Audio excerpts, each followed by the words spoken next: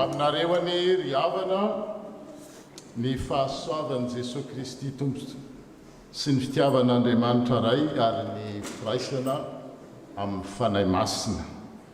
Miandry sy mampandry ny ondry ny tompo.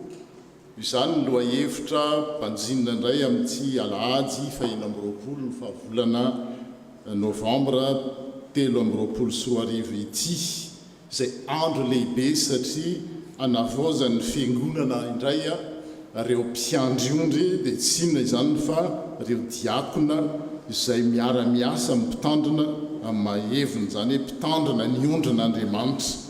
Fifaliana no ifidianana sy ankatoavana azy ireo izay nanolo tena efa nisy ny dinika maro isan-karazany izay mbola holazaina amintsika amin'ny fotoam-pifidianana, fa melohany izany dia hiaraka iombom-panahy amin'ny tompo isika ary hialana tsiny satria izay nataraka ny fotoam-pivavahana teo mbola nivory tao ny commission électorale mahatonga n'izao fifidianana izao rehefa avy eo mba hizotra tsara araka ny tokony ho izy dia misy rindran-damina izay tsy maintsy apetraka ka dia hialana tsiny indrindra. Que la grâce du Seigneur Jésus-Christ, l'amour de Dieu le Père et la communion du Saint-Esprit soient avec vous tous ici présents ou ceux ou celles qui suivent par les réseaux sociaux. Le thème du culte, c'est « Le Seigneur prend soin de ses brebis ». Et vraiment, la providence de Dieu, les textes, tout le temps comme ça, moi je suis persuadé, je suis convaincu que les textes du jour n'est jamais anodin, c'est pas tombé du ciel, c'est pas tombé sui generis, mais ça correspond toujours à la vie de l'Église, au moment où nous allons renouveler les diacres, les responsables, ceux qui se lancent dans ce beau ministère de s'occuper les brebis du Seigneur. Et le thème du jour va dans ce sens tiré de Ézéchiel chapitre 34 verset 15. C'est moi qui prendrai soin de mes brebis, dit le Seigneur. C'est moi qui les ferai se reposer, déclare le Seigneur l'Éternel. Et le texte du jour, le psaume du jour, le confirme. Nous allons tous le lire à haute voix et ensemble. Ny tompo no mpiandry ahy, tsy misy zava-mahaory ahy, mampandry ahy amin'ny ay maitso izy, mitondra ahy eo amoron'ny rano fialan-tsasatra izy, mamelomelona ny fanahiko izy, mitarika ahy amin'ny lalan'ny fahamarinana noho ny anarana izy. Eny, na dia mandeha mamakivaky ny lohasaloko ny fahafatesana azy aho, dia tsy atahotra ny loza satria ianao no miaraka amiko. Ny tsorakazonao sy ny tehinao, ireo ny mahafatahotra ahy, mamelatra latabatra eo anoloko, eo mason'ny fahavaloko ianao, manositra diloilo ny lohako ianao, ny kapokako dia feno dia feno. Eny tokoa, fahasoavana sy famindrapo no anaraka ahy amin'ny andro rehetra iainako, dia hitoetra eo amin'ny tranon'ny tompo aho amin'ny andro rehetra. Amen. Andriamanitra fitiavana.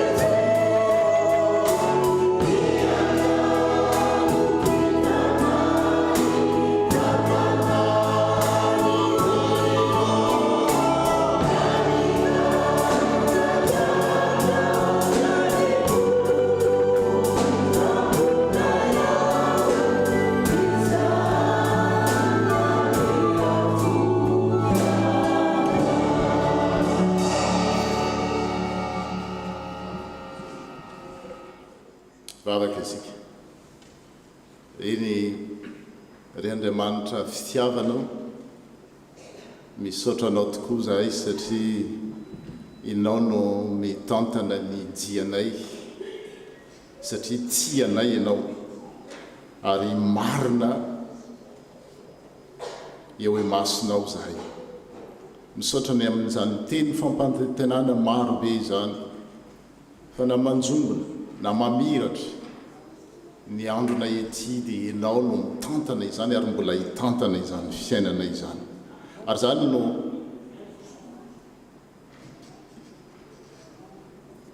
no manosika anay miara manandram-peo midera mankalaza anao mampiseho fa iray zay eo aminao fitiavana iray finoana iray fanantenana iray ao amin'i Jesosy Kristy.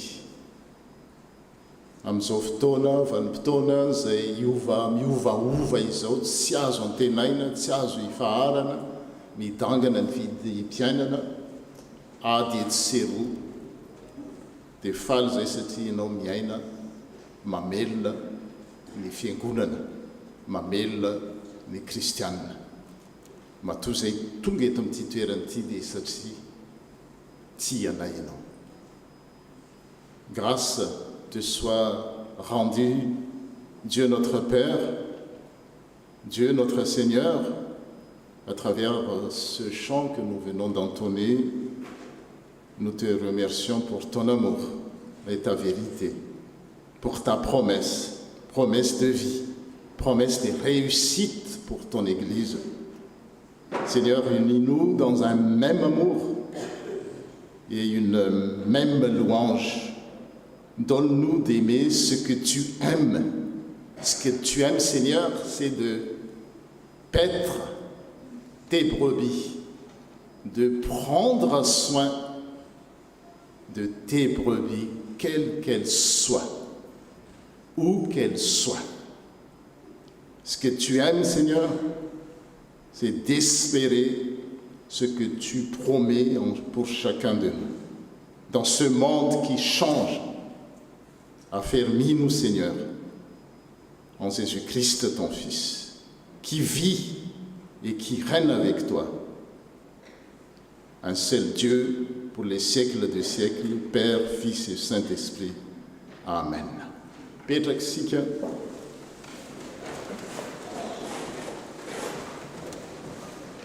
araka ny lohevitra zay nitsoahana tao amin'ny vakiteny anio dia andre ny hoe miandry sy mampandry ny ondry ny tompo. Le Seigneur prend soin de ses brebis. Dia hoenontsika tokoa ny ary ny hevitr'Andriamanitra. Nous allons écouter ensemble quelle est la volonté de Dieu. Izao no mpiandry tsara hoe ny tompo. Ny mpiandry tsara dia manolotra ny ainy hamonjy ny ondry. Ny ondry kosa miaino ny feo koa ny tompo ary izao mahalala azy izao manana fifandraisana akaiky aminy ary izy manaraka zay teneniko no ataony ary izao manome azy fiainana mandrakizay. Manoloana n'izany sitrapon'Andriamanitra zany zay hitantsika eo amin'ny fafana ny dikany tsy averina intsony ary misy mpandika teny dia andehantsika andiny teny eo anatrehan'ny tompo ary hivavaka.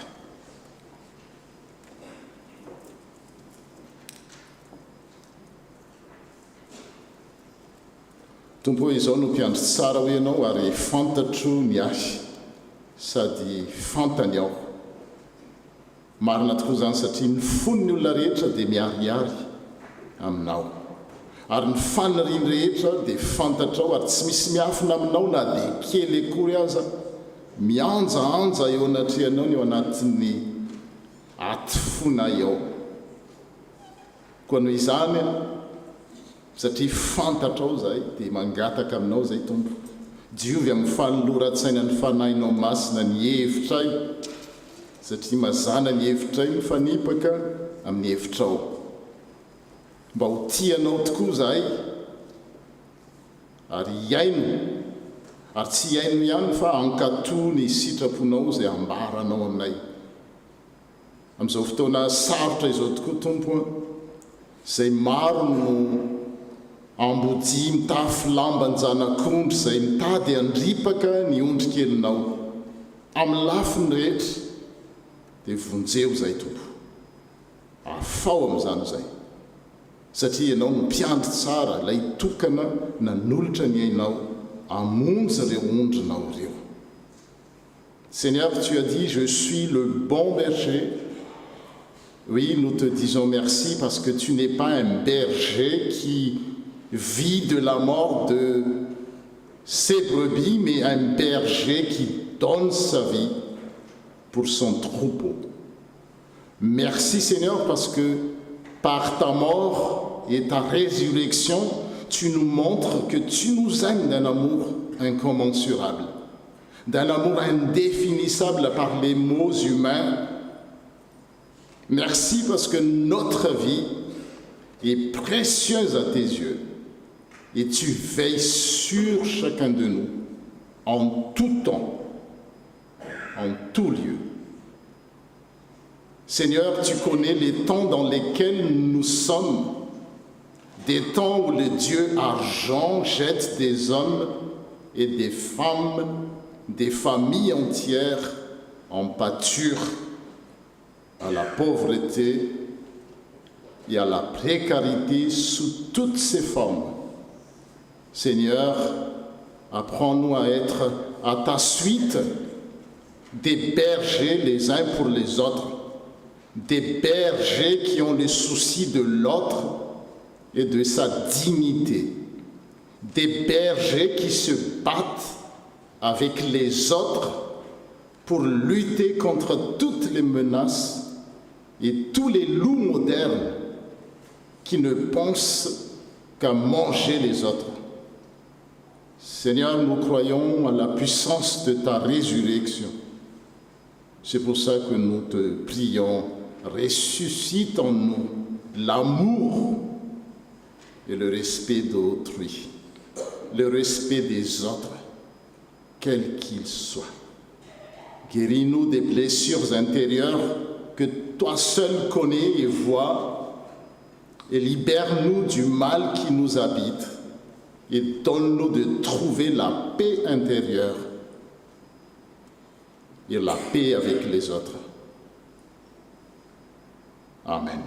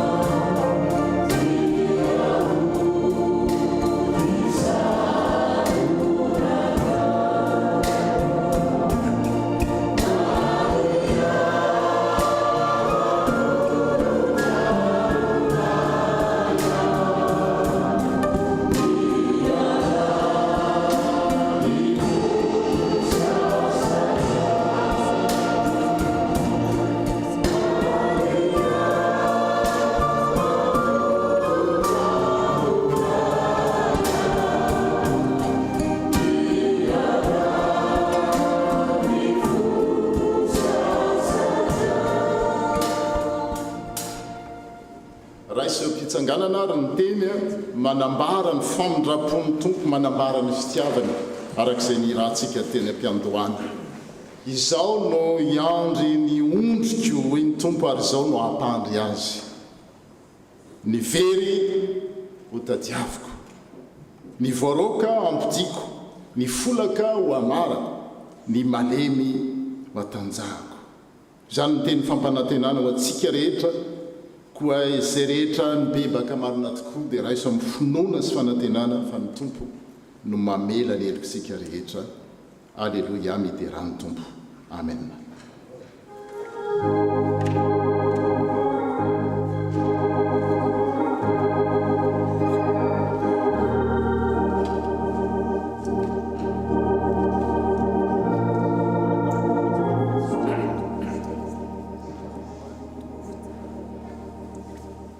Simba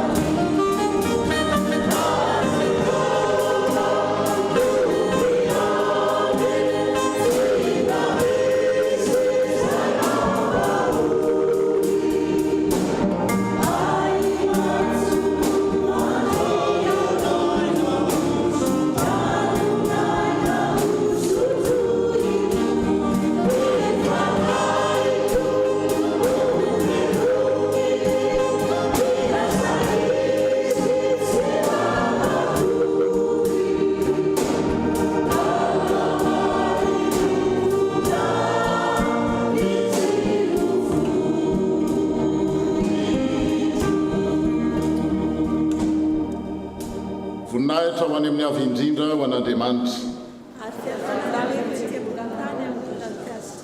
Petraka isika ary miroso avy hatrany mivaky teny vavaka sy vaky teny 3 voalohany 213 première strophe.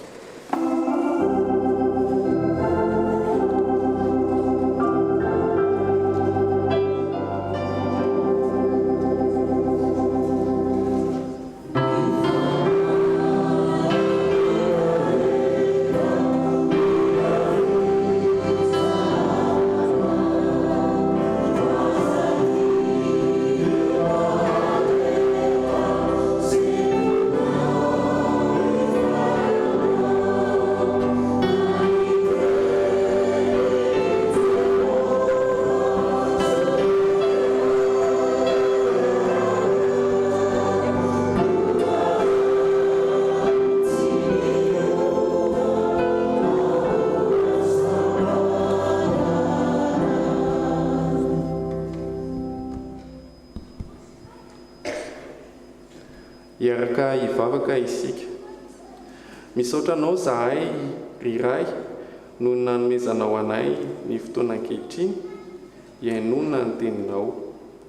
Ankehitriny Tompo, raha hamaky sy hiaino izany izahay dia mangataka ny fanahinao masina ka ny teny ho voavaky araka ny sitraponao, ny mpanomponao ho fitaovana mahatoky hanambarany hafatrao ary ny fiangonanao kosa ho mpiaino mpakatoa. Amin'ny anaranao no anadratana izany vavaka izany. Amen.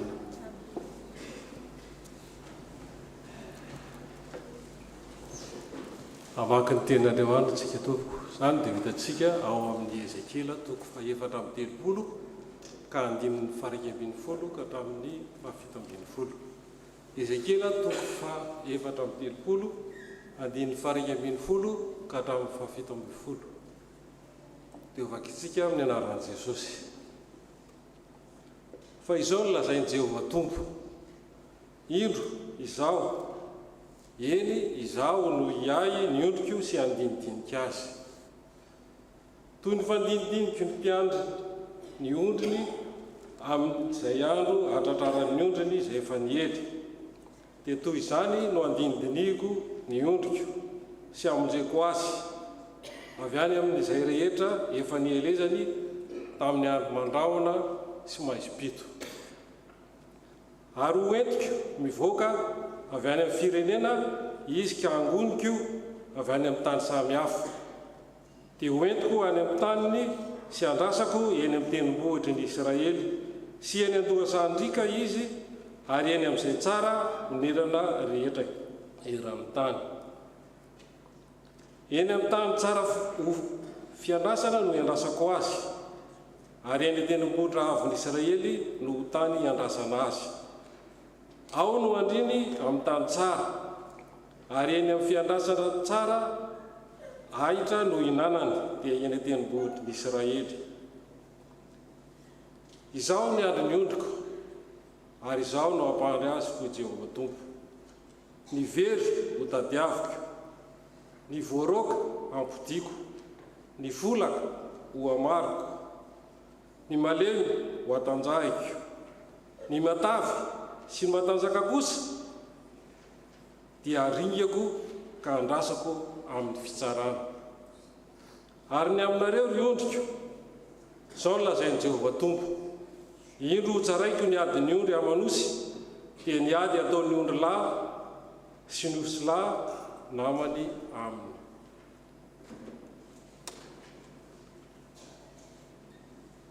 Nous allons continuer donc la lecture dans le Nouveau Testament. Donc c'est dans la première épître aux Corinthiens, chapitre 15, versets 20 à 28. Donc 1 Corinthiens, chapitre 15, versets 20 à 28. Au nom de Jésus. Mais en réalité, Christ est ressuscité, précédant ainsi ceux qui sont morts. En effet, puisque la mort est venue à travers un homme, c'est aussi à travers un homme qu'est venue la résurrection des morts. Et comme tous meurent en Adam, de même aussi tous revivants en Christ, mais chacun à son propre rang. Christ en premier, puis ceux qui appartiennent à Christ lors de son retour. Ensuite viendra la fin, quand il remettra le royaume à celui qui est Dieu et Père, après avoir anéanti toute domination, toute autorité et toute puissance. En effet, il faut qu'il règne jusqu'à ce qu'il ait mis tous ses ennemis sous ses pieds.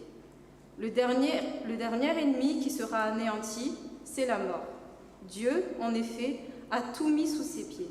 Mais lorsque Dieu dit que tout lui a été soumis, il est évident que c'est à l'exception de celui qui lui a soumis toutes choses. Lorsque tout lui aura été soumis, alors le Fils lui-même se soumettra à celui qui lui a soumis toutes choses, afin que Dieu soit tout en tous.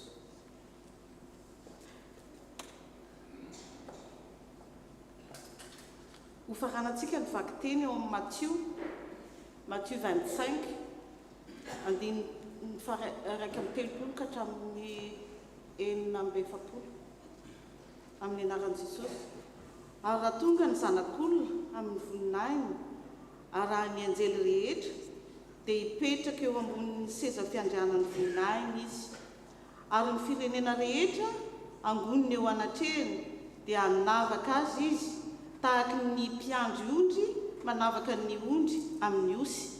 Ary ametraka ny ondry eo anakavanany izy, ka ny osy eo amin'ny akaviany. Ary amin'izany ny mpanjaka dia ilaza amin'izay eo amin'ny kavanany hoe: avy anareo izay no tahiny raiko, mandova ny fanjakana izay voavoatra ho anareo hatramin'izay nanorenana izao tontolo izao. Fa nonao dia nomenareo hanina, mangetaheta aho dia nampisotroanareo,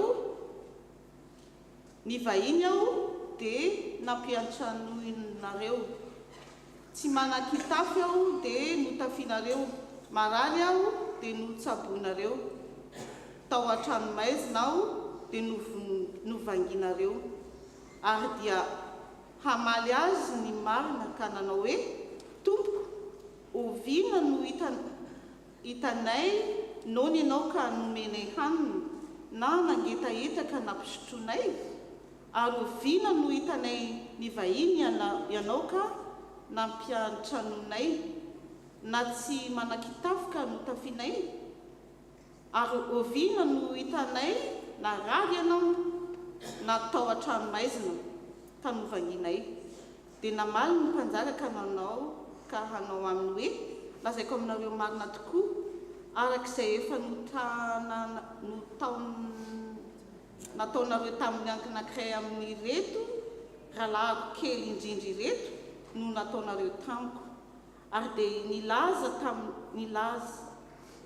ilaza indray amin'izay eo amin'ny ankaviany kosa izy hoe: miala amiko ianareo izay voaozona ho any amin'ny afo maharitra mandrakizay, izay voavoatra ho an'ny devoly sy ny anjeliny. Fanoana aho fa tsy mba nomenareo hanina, mangetaheta aho fa tsy mba nampisotronareo, ny vahiny aho fa tsy mba nampiantranonareo, tsy nanan-kitafy aho tsy mba notafianareo, na rary sy tao an-tranomaizina aho tsy mba novanginareo. Ary dia hamaly kosa ireo: Tompo, oviana no hitanay nohony ianao na nangetaheta, na ny vahiny, na tsy nanan-kitafy, na marary, na tao an-tranomaizina, ka tsy mba nanompo anao zahay. Fa hamaly azy izy ka nanao hoe: lazaiko aminareo marina tokoa, arak'izay tsy nataonareo tamin'ny anankiray tamin'ny reto kely indrindra ireto no tsy mba nataonareo tamiko. Ary ireo dia hiala ho any amin'ny fampijaliana mandrakizay, fa ny marina ho any amin'ny fiainana mandrakizay. Amen.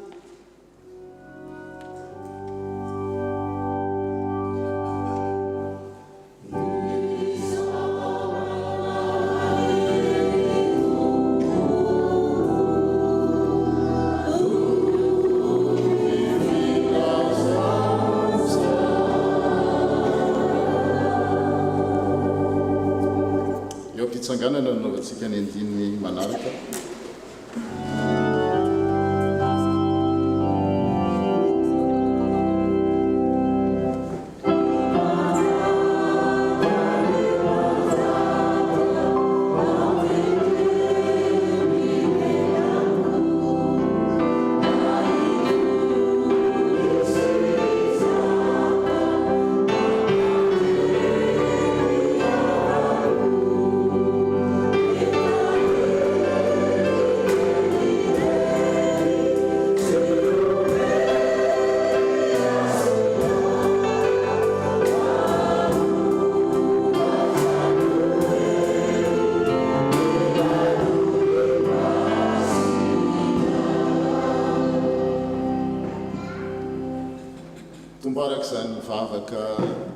Amin'ny alalan'ny hira izany avorososina dia mangataka tokoa zahay ny anendrinao ny teny, ny lela, ny vava, ny mpanomponao mba hanambara ny teninao, teny fiainana amozato eny ary taio tokoa reo ondrinao zay tianao ho kolokoloina, tianao vonjena, tianao menao fiainana mandrakizay mba handrezany teny zany ho teny fiainana ho famelombelomana ny nofony rehetra aina ho an'izay mahazo azy.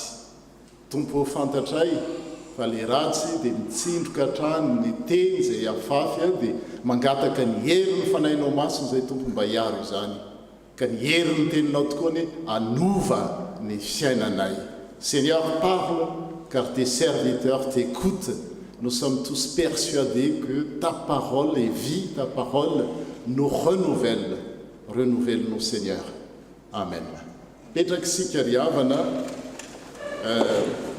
ny fotoana moa mandroso somary taritsika no nanomboka nefa na izany aza dia tsy hosakany zany tsy andrenesantsika ilay teny fiainana amin'izao alady fa 20 ny volana novambra 2024 zao zay alady lehibe satria fotoana anavozantsika indray ireo mpiandraikitra eo amin'ny fiangonana, ireo mpiandry ondry ny tompo satria ny diakona dia tsinona fa mpiandry ny ondran'Andriamanitra ary mifanandrifindrindra amin'ny loha-hevitra zay tsy iza fa le mpiandry tsara dia Andriamanitra miandry sy mampandry ny ondry ny Andriamanitra.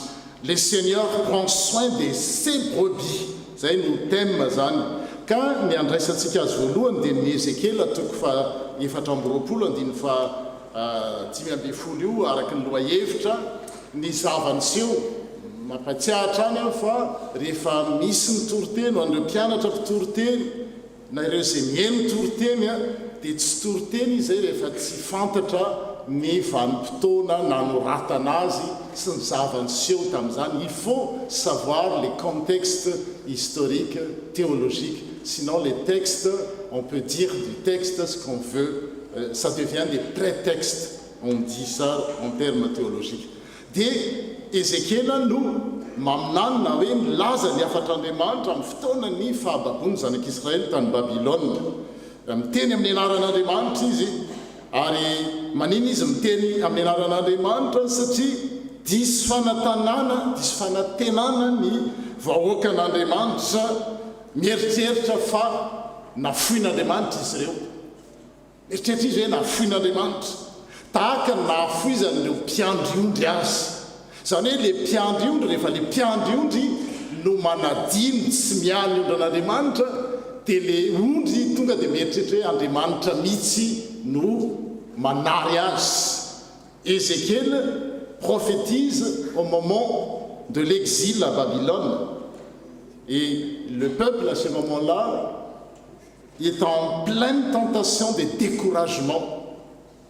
Il pense que si les bergers, les mpiandry ondry tamin'izany fotoana zany natokan'Andriamanitra nanankinany ondry, il pense que si ces bergers-là abandonnaient le peuple ou le troupeau, il pense naturellement que c'est Dieu qui les abandonne. Dia mampaniraka any Ezekiel'Andriamanitra iteny ho an'ireny mpiandry ondry reny. Dia jerentsika fotsiny amin'ny andininy voalohany eo amin'ny toko fa 4 ao. Je vous invite à lire les 4 premiers versets du chapitre 34 du prophète Ézéchiel, et puis nous prenons la dernière partie du verset 8.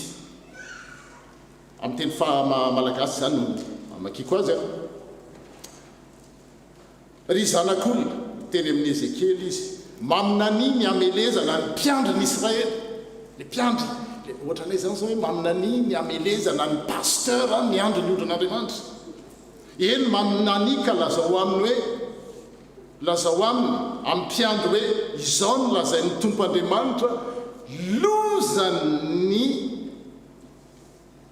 mpiandry ondry ny Israely zay mamaha tena. Motsy ny ondry va no tokony andrasan'ny mpiandry, ny taviny dia hoaninareo ary ny volony hitafianareo, ny nafay dia vononareo, nefa ny ondry tsy mba andrasanareo, tsy manatanjaka ny malemy ianareo, na manasitrana ny marary, na ny fe zay tapaka ny tongony, na namerina ny diso lalana, na mikatsaka ny very, fa loza loatra ny anjakazakanareo taminy. Je reprends à partir de la dernière partie du verset 8. Satria tsy nisy mpiandry azy ary tsy mitady ny ondriko ny mpiandry fa ny mamaha tena kosa no ataony fa tsy namahana ny ondriny. C'est ça le thème d'Andrémantre. Je ne sais pas s'il est avec le temps qui passe, mais pour nos jeunes et pour ceux qui suivent aussi les francophones, voilà l'avertissement du Seigneur par la bouche de Ézéchiel pour les bergers d'Israël de l'époque. Toi qui n'es qu'un homme, parle comme un prophète contre les chefs du peuple d'Israël, les bergers d'Israël. Parle comme un prophète et dis-leur, voici les prophètes du Seigneur Dieu. Quel malheur pour vous, bergers d'Israël. Vous vous occupez seulement de vous-même.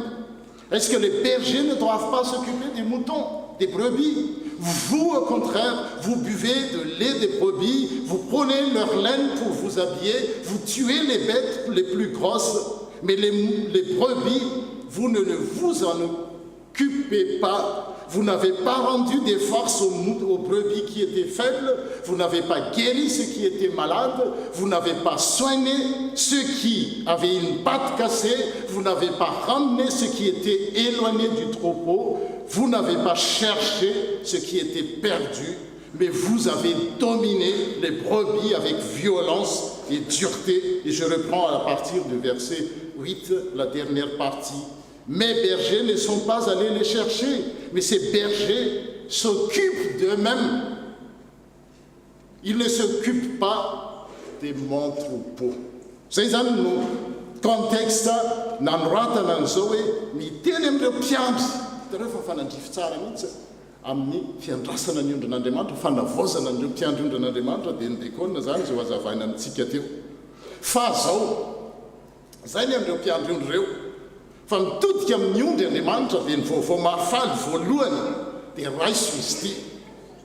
Izao ny teniny amin'ny 1:10 raha izany nataon'ny mpiandry ondrin'ny Israely tamin'izany fotoan'izany dia Andriamanitra mihitsy no niteny ary vaovao mahafaly zay ny mila raisintsika hoe fa izao no lazain'ny tompo Andriamanitra indro izao eny izao no iay ny ondriko sy hikarakara azy.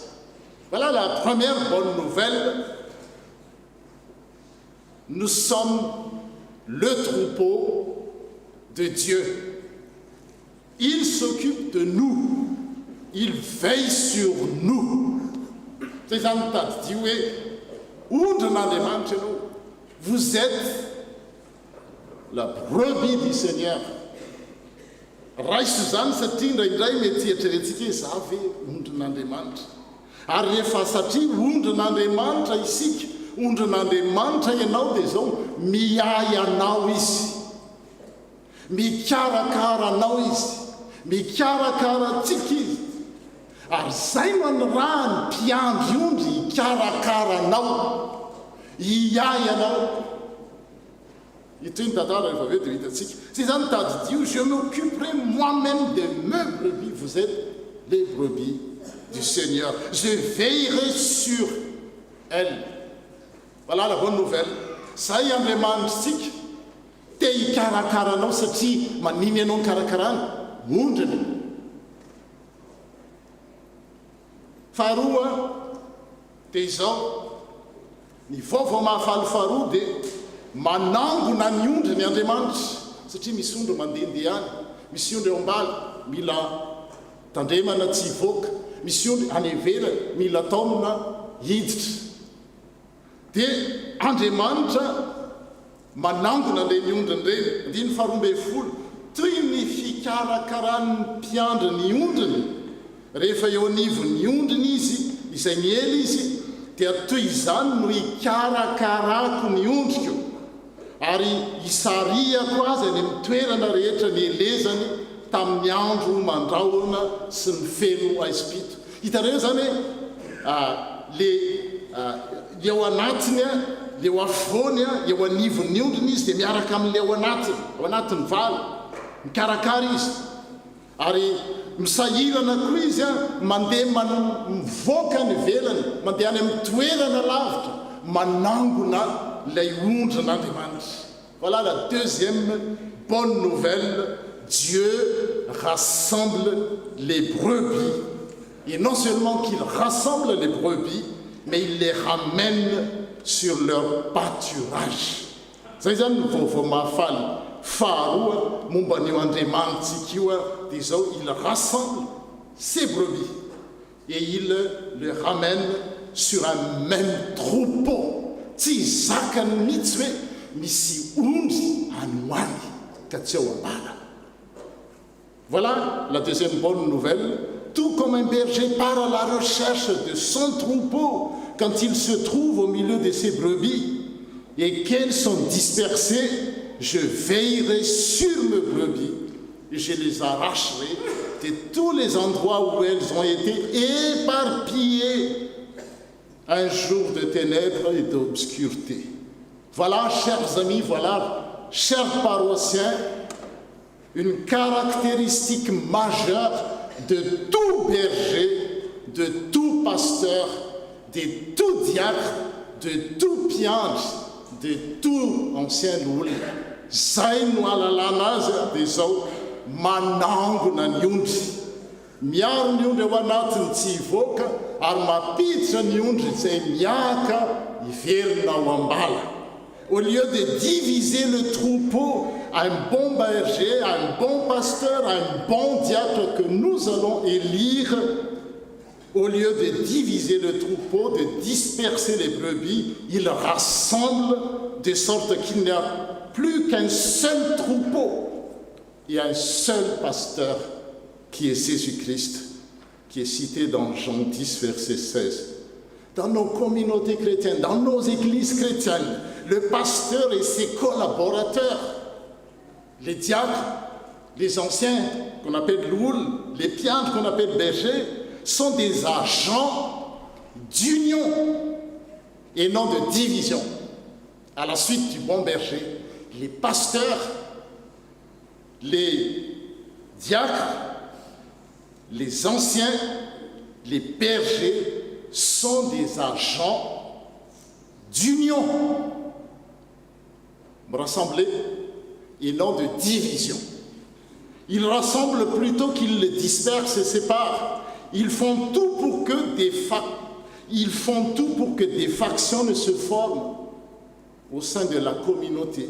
Ils font tout pour que des commérages ne se diffusent, car ça range la communauté de l'intérieur. Ils font tout pour que la jalousie ou l'ambition désordonnée ne viennent miner les fondements même de la communauté. Voilà un bon berger, voilà un bon diacre, voilà un bon loul, voilà un bon piange. Mamuri ny ondry. Fahatelo, vaovao mahafaly, fahatelo dia zao. Ary io le lohevitra, miandry sy mampandry ny ondriny Andriamanitra. Amin'ny teny malagasy dia hoe le Seigneur prend soin de ses brebis. Izao no hiandry ny ondriko hoy ny Tompo. ary izao no ampandry azy ahoana ny fisehony zany ny very ho tadiaviko via evoa ny diso lalana averiko misy diso dia averina ny lalana mahitsy ny naratra ho tsaboina misy maratra dia tsaboina ny malemy dia ho atanjahana fa ny matavy sy ny matanjaka kosa eo mila mitandrina satria misy fahadisoana io dikateny io ny dikateny mahazatra dia zao hoe ny matavy sy ny matanjaka dia aringako misy faute de copiste io zany dia zao ny tena azo antikana azy a ny matavy sy matanjaka tsy hoe aringako fa vao mainka kolokoloana mitovy mantsy ny raha ohatra kinareo zao mahita ao amin'ny diem dikateny ombonana Madagasikara io ny arahany katolika sy ny protestant nijery dia hoe inona no afahana mandikateny an'io ary zay no azahoantsika tombony zany manana nireny atao hoe teolojiana mianatra momba ny tenin'Andriamanitra reny dia zao ny teny hebreo dia misy hoe asmos ny dikany dia hoe fandringanana ringana dia mitovy amin'izay ihany ny fanoratra azy asmid zay ny asmid ny asmos dia ny asmos azafady ny asmos no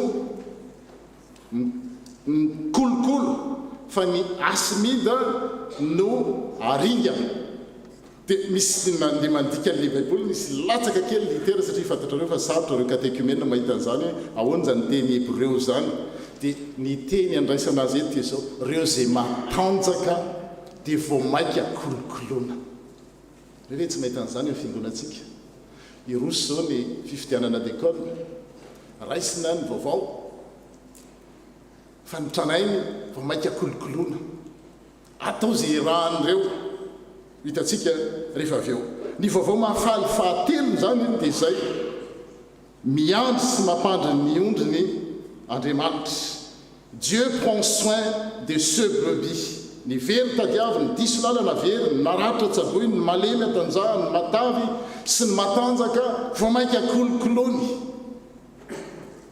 zay no mahatonga ny fiangonantsika koa hoe manao an'le fijery vision vina hoe via et voi misy olona ny velany any mahantra fadiranova trotratrotraky ny adikaina tsy malalana zany famarinana zany famonjena men'Andriamanitra maimaimpona am' Jesosy Kristy zany dia iza no irahan'ny tompo anangona ny renondry reny ny dekona miaraka mitandrina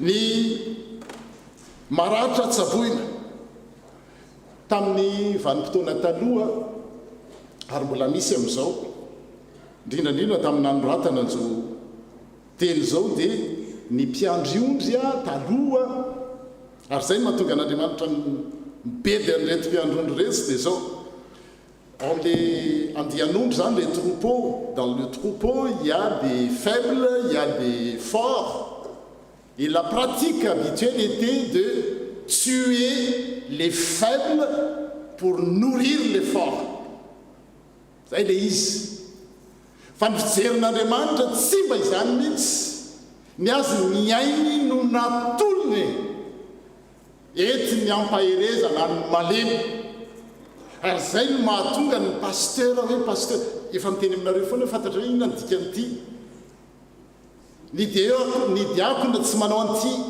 ny mpiandry tsy manao an'ity ny olona tsy manao an'ity satria ity dia tsy endrik'ilay ondry maratra malemy atao atsangory zay ny dikany une ordre pastorale école pastorale et les diacres les piandres et les louls sont des ministres auxiliaires qui aident le pasteur pour porter le brebis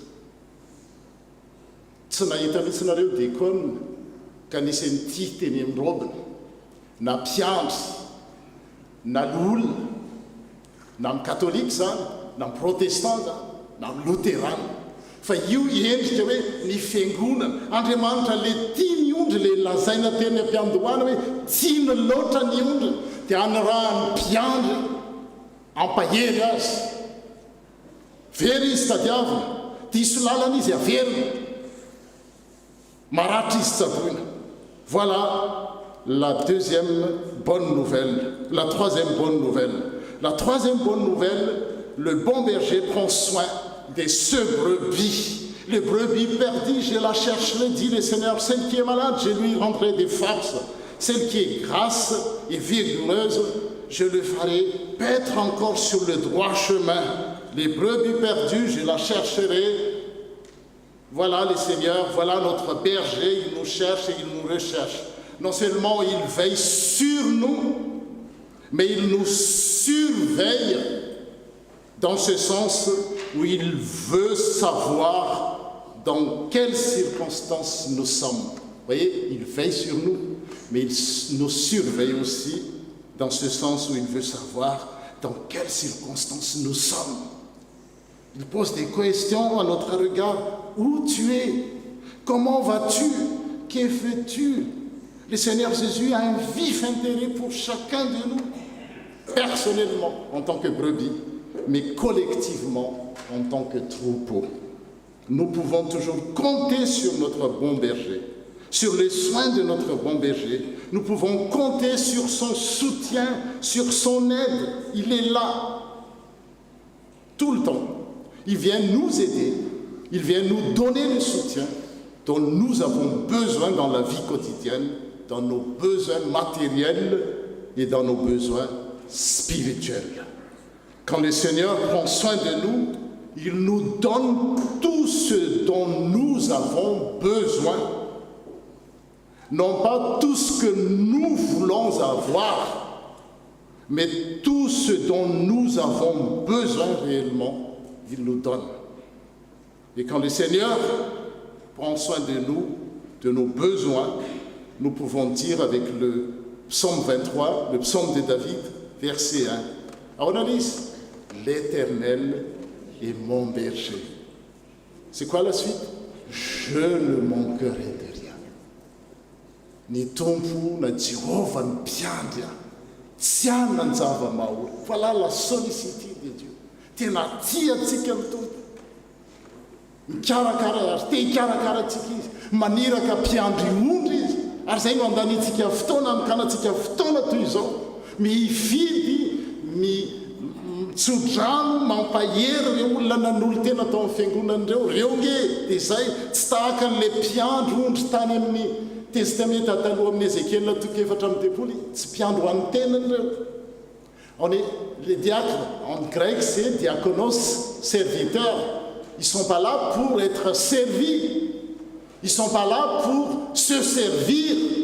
Ils sont là au service des brebis.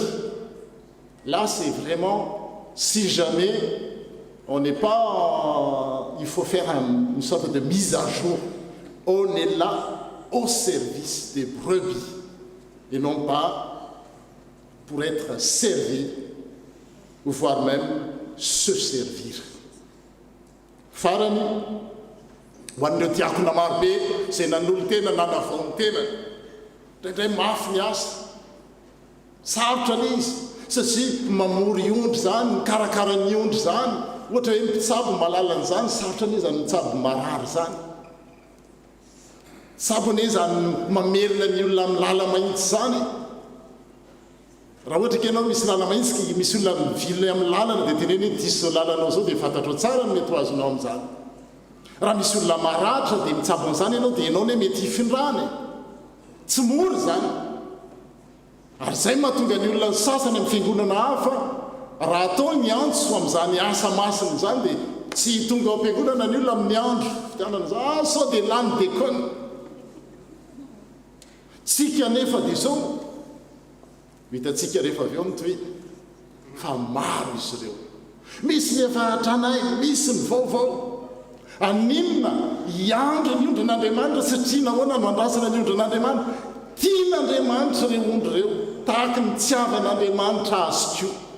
Ny ananan'ireo fiainana mandrakizay. Dia izao no farany andiny faefatra dia izao hoe vaovao mahafaly faefatra dia izao hoe mamaly fity na iza mampandry sy miandry ny ondry ny Andriamanitra. Dieu récompense ceux qui prennent soin de ses brebis. Zay ny filazantsara teo ny amaranantsika azy. Rehefa tonga amin'ny voninahiny Andriamanitra, andiny faraky amin'ny telopolo amin'ilay filazantsara, Matthieu 5:30, ty filazantsara ty dia mampahery ty, satria milaza fa ndray andro hoany dia ho avahan'Andriamanitra ny ondry sy ny osy. Ndray andro hoany dia zao le zavatra mifamao fao ty atany tety dia tsy maintsy ho hita miariary aika izao no tena marina. Dia izao ny fisehony raha tonga mivoninahiny zanak'olona miaraka amin'ny anjely rehetra dia hipetraka eo ambony seza fiandrianana Jesosy Kristy io zany, ary hovoriana eo nanatrehany ny firenena rehetra. Tsisy mitsy firenena hoe ny tany andalam-pandrosoana ihany na ny BRICS ihany na ny G7 ihany na ny tatsinanana na ny tandrefana ihany, fa ny firenena rehetrarehetra dia zao hovoriana eo anatrehany na tiny na tsy tiny. Dia anavaka azy ireo izy tahaka ny mpiandry ondry manavaka ny ondry amanosy. Amin'izay zany fa tena hita hoe aika lahy ty kaosy, aika ndry ty kaosy. Izao tsika tsy afaka miteny zany ary tompony teny aza mifanavaka mihitsy hoe vary sy ny tsiparifary. Fa ho avy ny fotoana zay hoe aika tena miseho le tandroka. Zao izy mbola mba azo tsofatsofana kely fa mbo amboarina fehipehiny eo. Ary hovoriana daholo dia tsisy afaka miala eo dia ametraka ny ondry eo amin'ny akavanana izy ary miosy kosa amin'ny akaviany. Amin'izay ny mpanjaka dia ilaza amin'ny eo akavanany hoe avia ianareo izay notahiny raiko mandovany fanjakana zay efa voavonina anareo, voaomana anareo talohany nanorenana izao tontolo izao. Aika isika manompo an'Andriamanitra manolo teny io, Andriamanitra kany efa tiatsika meloha, mariky ny famonjen'Andriamanitra, mariky ny antson'Andriamanitra, ny fanompona amin'ny fiangonana fa raha raisitsika vesatra izy dia diso izao teny izao hoe efa voaomana ho anareo mpiandry ondry engeny efa njakany, ary zay ny mahatonga anareo atsoina hanompo, zay ny mahatonga anareo se soucier ny faible. Pourquoi? Parce que vous êtes déjà dans le royaume.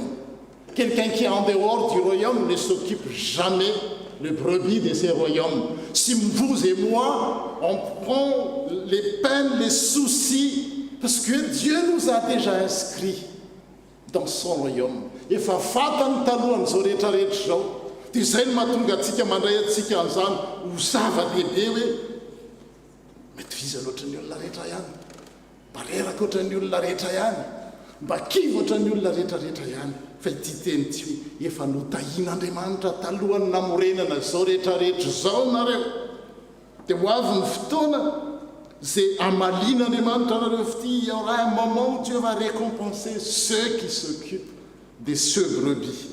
Dia zao ny teny 5:30, nao na dia nomenareo hanina, nangetaeta aho dia napisotonareo. Voilà les soucis. Vous prenez des brebis. Ny vahiny aho dia nampiatranonareo, tsy nanakitafy aho dia nampiakanjonareo, narary aho dia mitsaboinareo, tao an-tranomaizina dia mivankinareo. Dia gaga reto olona reto Jesosy, tsy hitanay tany an-tranomaizina ianao, tsy hitanay ny akamibridana ianao, tsy hitanay nona nangetaety ianao. Ary amaly azy ny marina ka hiteny hoe tompoviana no hitanay nona ianao ka nomenay ihany nangetaeta ka napisotroanay. Akay izay ataontsika amin'ireo brebis reny ondry reny kay dia ataontsika amin'Andriamanitra. Ary zay no motive hoe aika ny asako am-piangonana, me s'occuper des brebis de Dieu, c'est à Dieu que je le fais. Zay no motive. Raha ianao ihany taty zono anaovako ny asan'Andriamanitra ato mety kivy ihany azafady ianao ny hitako mavomavo eto. Fa ataoko ilay izy satria kay ataoko amin'Andriamanitra, ataontsika ilay izy kay tsy isika ihany fa Andriamanitra no atao.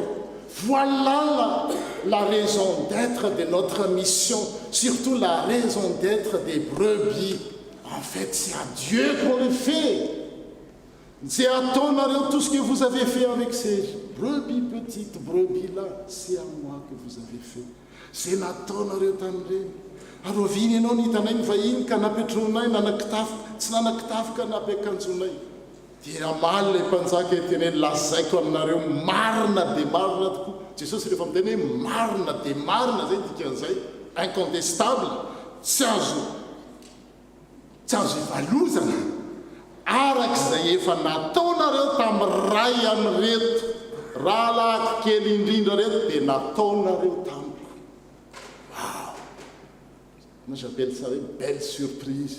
Zany izy ary tsy mala miasa atao io mantsy rehefa atao ampitiavana io dia adino miasa misy calcul tsarona dia efa oviny zay nanao an'izany arak'izay efa nataonareo tamin'ray ry dekona ry mpiandry ry loolona ndraindrainao mety kivy ndraindrainao mety ketraka ndraindrainao tsy teny j'en peux plus comme tous les bergers du monde qui se sont succédés fa azadino ty teny ty zay nataonareo tamin'ireny ray izy tsy miteny nataonareo tamin'ireny be dia be reny fa ny anankiray amin'ireny dia nataonareo tamiko ary efa nataonao tamin'Andriamanitra dia zao tsy ho diso valy ty satria Andriamanitra tsy mba tsy marina ka nadino miasa nareo zay nataonareo tamin'ray rahalahy kely indrindra reto nataonareo nao na dia nomenareo hoanina nanketaeta dia nampisotroanareo ina moa re olona mahatonga ny fiangonantsika nandritry ny taona tao ao zay hoe manao banque alimentaire satria zao hay resy lahatra amin'izany reny olona mety tsy manam-poaniny reny ny ataontsika amin'ireny dia ohatra ny atao an'Andriamanitra narary a dia notsaboinareo maetrehitra hoe fahataonareo iny zany service médico-social manana permanence tous les samedis matin satria resy lahatra amin'izao tenin'Andriamanitra zao tsika manana trano tsika dia mieritreritra hoe isy trano andraisam-bahiny efitra anankiray farafaratsiny misy olona en évacuation sanitaire avy any Madagasikara satria misy service latimone ny aty any mahay azy tonga avy any olona tsy malala zay atsimo sy avaratra zany la France zany mety mafana any Madagasikara ty mangatsika tsy manana akanjo izy mangovotra tsy vesatra zany zay foana misy mangataka foana manehirana non ataontsika ho amin'ny tompo le izy ny ataontsika ho fiangonana hitantsika izao fiangonantsika izao dia mamaly an'izao tenin'Andriamanitra zao nona ny olona anankiray dia omena hana misy sampana manao an'izany any an-tranomaizina dia nivangina misy sampana mamangy any Elohina da diviko sara mihitsy hatramin'izao dia mbola maheno foana hoe namangy tany amin'ny fonjany Elohina ny antoko-pihira tato misy nona misy olona eny amoron-dalana ny sampana velona tato amintsika nanangona azy nampiakanjo azy nanome azy asa tenin'Andriamanitra zany ary tsy adinon'Andriamanitra zany Andriamanitra ny teny mijira amin'lefa voahomana ao anao talohany nanorenany zao. Voilà la vision de notre Église. Voilà le projet de notre Église. Viens et vois.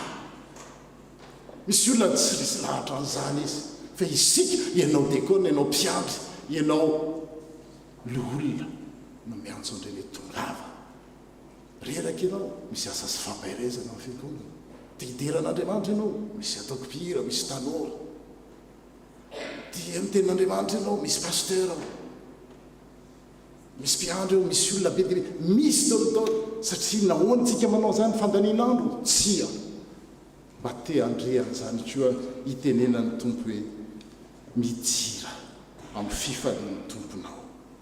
Venez, vous qui êtes bénis par mon Père, et recevez le royaume qui a été préparé pour vous depuis la création du monde. Car j'ai eu faim, vous m'avez donné à manger. J'ai eu soif, vous m'avez donné à boire. J'étais étranger, vous m'avez accueilli chez vous. J'étais nu, vous m'avez habillé. J'étais malade, vous avez pris soin de moi. Voilà le thème. Prendre soin. Dieu prend des soins de nous. Et les pasteurs, les bergers, les diacres, les louls, à la suite de Jésus-Christ, reçoivent cette mission noble, prendre soin des brebis. Zay ry havana no afatra amin'izao fanavozana ny loholona zao. Prendre soin de ce brebis.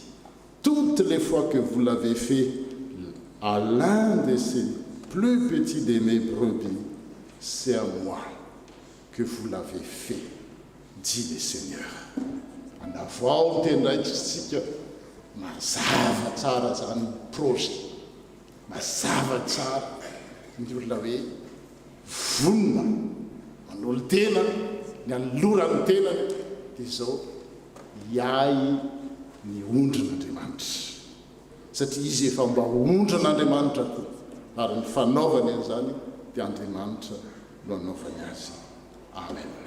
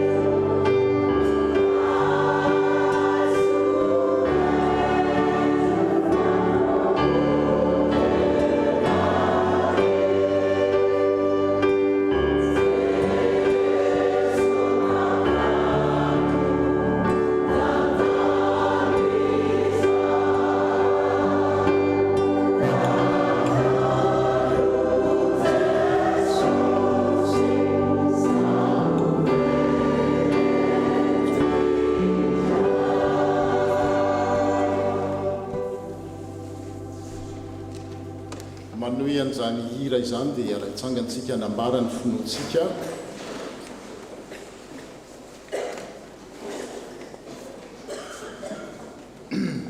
mino marina tokoa aho fa i Jesosy Kristy no mpiandry tsara izay manolotra ny ainy hamonjy ny ondriny fantany ny ondriny ary ny ondriny mahafantatra azy mahalala ny feony ary manaraka azy izy manome azy fiainana mandrakizay ary tsisy andrombaka azy amin'ny tanany Jesosy Kristy no fananganana ny maty sy fiainana izay mino azy na dia maty aza dia ho velona indray ary izay rehetra velona ka mino azy dia tsy ho faty mandrakizay izy no lalana sy fahamarinana ary fiainana tsy misy olona mankany amin'ny ray afa-tsy amin'ny lalana Jesosy Kristy no tena voaloboka ary Andriamanitra ray no mpamboly izay mitoetra ho aminy sy toerany no mamolobe Jesosy Kristy no mofinaina izay manatona azy tsy mba honoana ary izay mino azy tsy mba angetaeta mandrakizay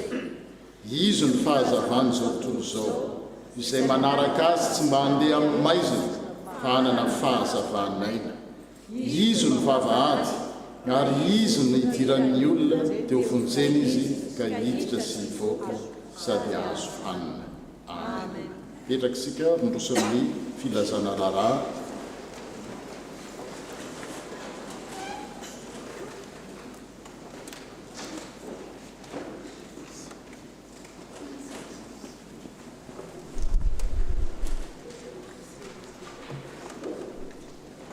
dia fanomeravantsika indray ry havana amin'izao alahady ny fahenina amin'ny roapolon'ny volana novambra izao alahady natokantsika navaozana mpiandraikitra miarabanao koa izay manatrika n'izao fivoriana izao amin'ny alalan'ny YouTube na ny Zoom fahitana ny tompo ho aminareo misaotra ny pasteur Janot-tsika nitondrantsika tamin'ny fitompovavahana ary nitondra ny tenin'Andriamanitra misaotra koa n'ireo rehetra izay mandray anjara sy nandray anjara amin'izao fanatotosana an'izao fotoana izao raha misy amintsika samba ny voatonga eto amin'ny tafo ex-marseille androany dia mangataka angavy tompoko mba fa hitsangana izy ary mba hoeraban'ny fiangonana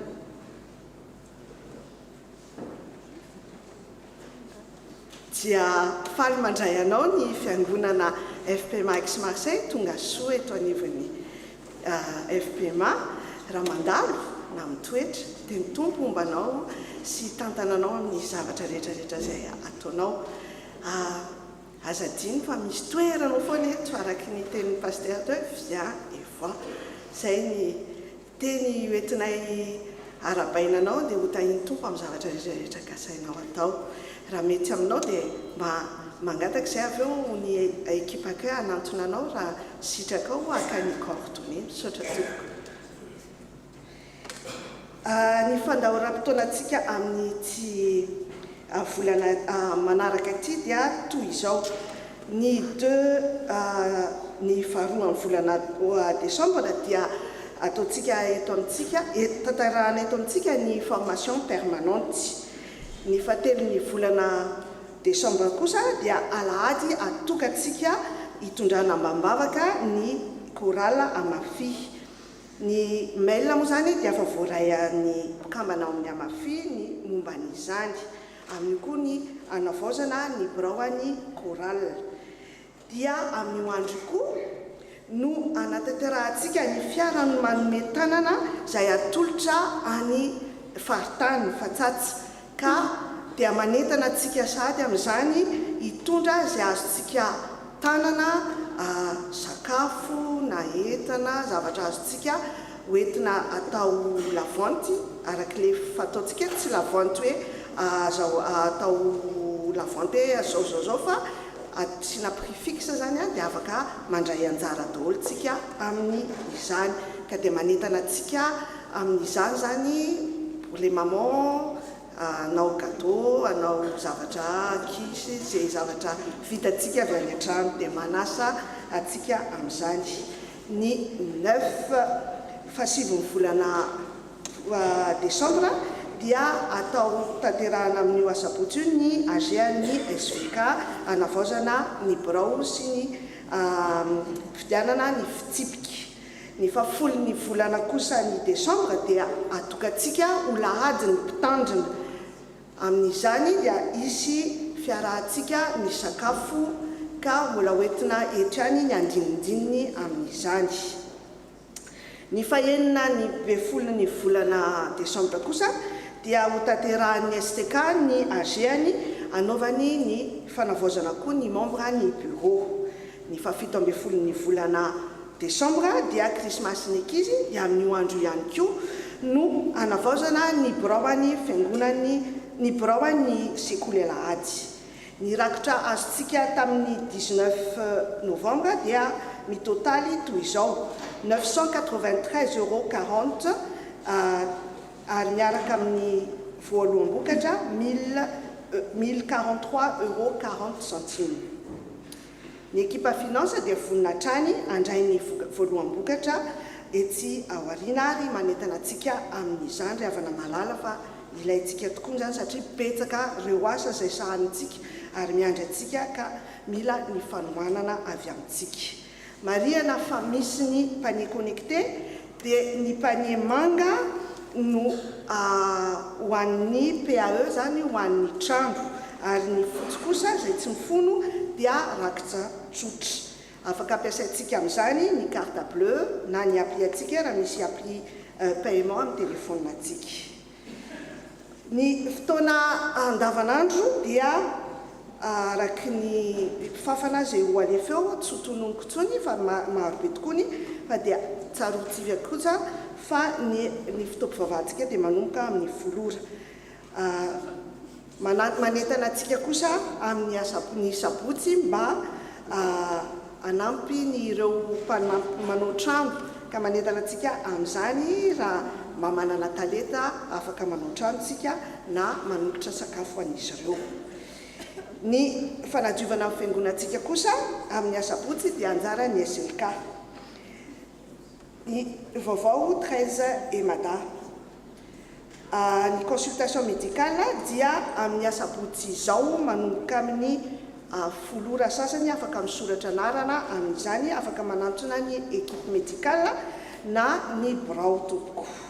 Ny banque alimentaire kosa dia misokatra hatrany ho antsika rehetra izay mila fanampiana ary izany dia horaisitsika atsy amin'ny salikate ary manentana kosa ireo izay afaka manolo tanana amin'izany anohana izany. Izay indray ry havana ny vaovao eto amintsika amin'ity herinandro ity dia aokitsika hitondra mambavaka ny fotoana rehetra amin'izany bon dimanche amintsika rehetra ary feno fifaliana herinandro feno fifaliana no ianantsika mba ny fitantanan'ny tompo amin'ity herinandro izay ho diavintsika ity ho azy irery any amin'ny voninahitra.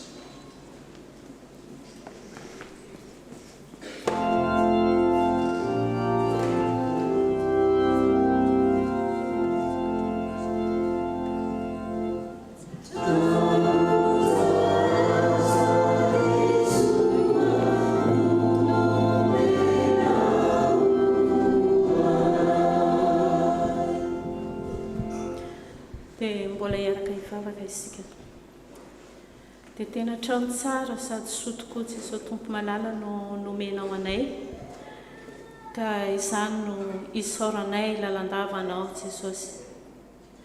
Ankehitriny koa izahay Jesosy dia tsy manadino ireo olona izay karakara fatratra mandany vola aman-karena, mandany ora, mandany fotoana Jesosy ary tsy mijery ny avizanany akory dia apetrakay eo am-pelantananao izy ireny mba omenao fahasalamana lalandava ary ianao aneny ahy azy ireny mba totosany ny zavatra rehetra izay mbola kasain'izy ireo atao anatin'ity tranonao masina ity Jesosy. Dia izahay koa Jesosy dia tafio ambanin'ny elatrao izahay rehetrarehetra ondrinao ato anatin'ity tranonao ity Jesosy sy ireo izay ondrinao mbola hotarianao ka hiditra ato anatin'ny ity tranomasinao ity Jesosy dia mangataka aminao ny hipitsianao ny fanahy masinao ny hiarovanao anay tsirairay avy. Dia izaho mivavaka izany Jesosy dia apetraka feno eo am-pelantananao satria ary fantatray fa efa mamaly vavaka sahady ianao, fantatray fa Andriamanitra tia anay ianao. Dia misaotra anao izay Jesosy tompo manalo. Amen.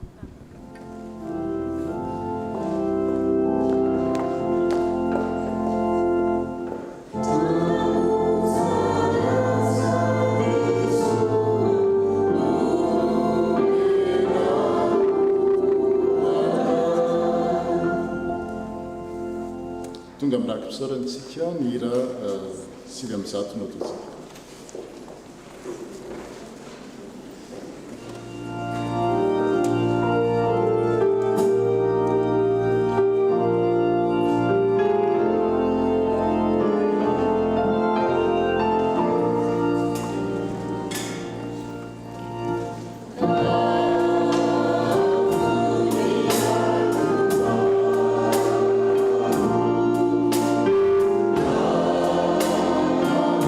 Oh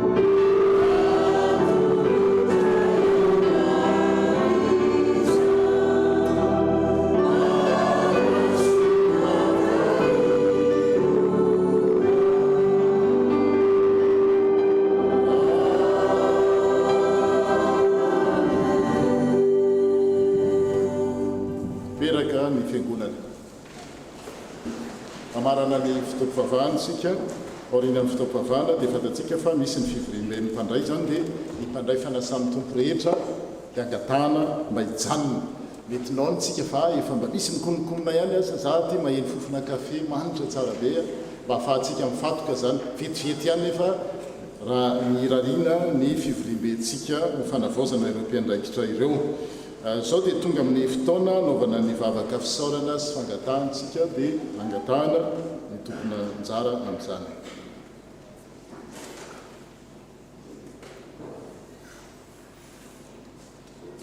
miaraka hivavaka isika tompoko.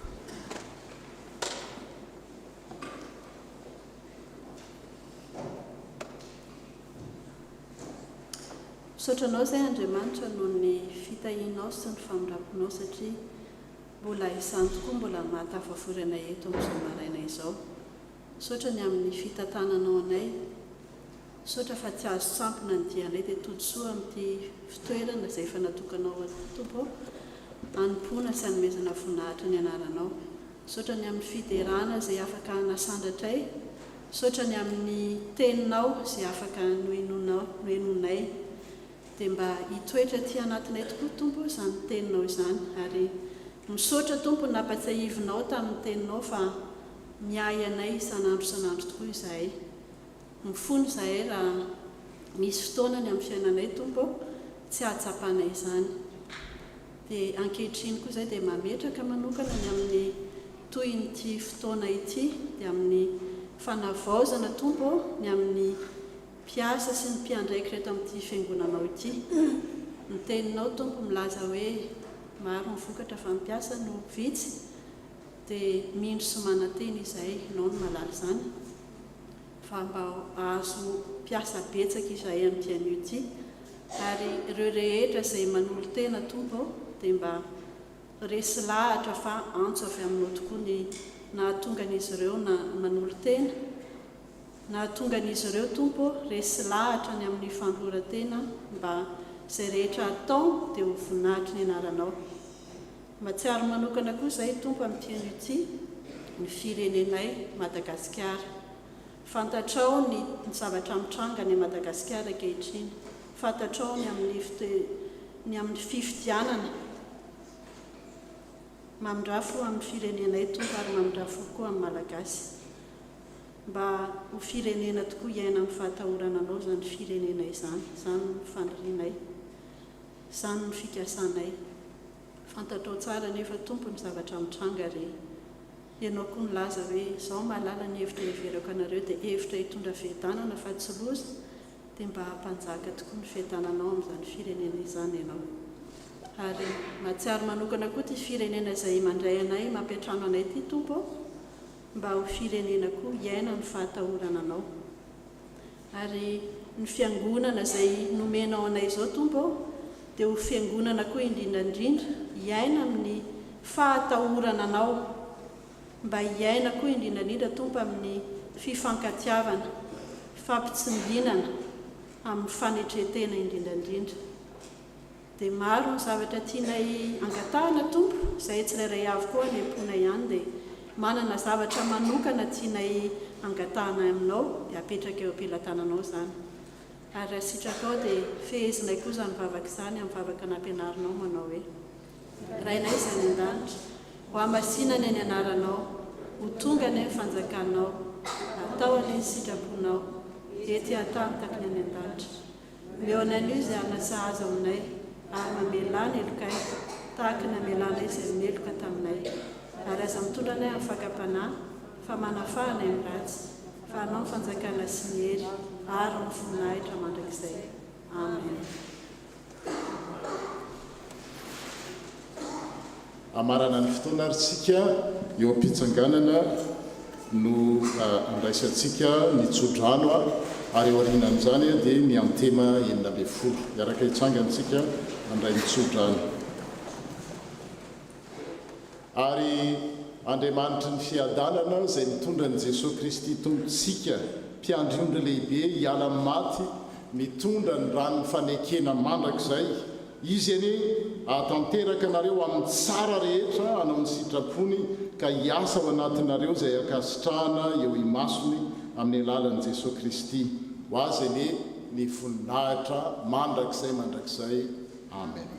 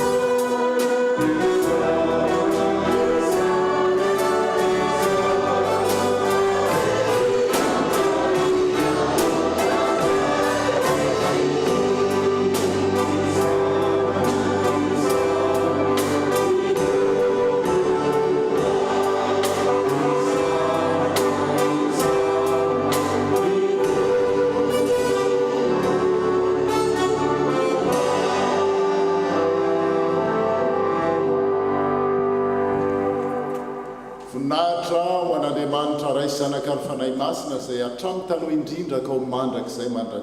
Amen. Mandehana ny fiadanana ka manomponotompo. Mipetraka isika dia misy sakafo zany mofomamy, mofo masirasira, rano mafana nampangotrahana ifampizarantsika eo ahafahantsika miroso amin'ny fifidianana. Mandritra an'izay dia ireo olona voatendry tanora vatan-dehilahy zany mba hibata ny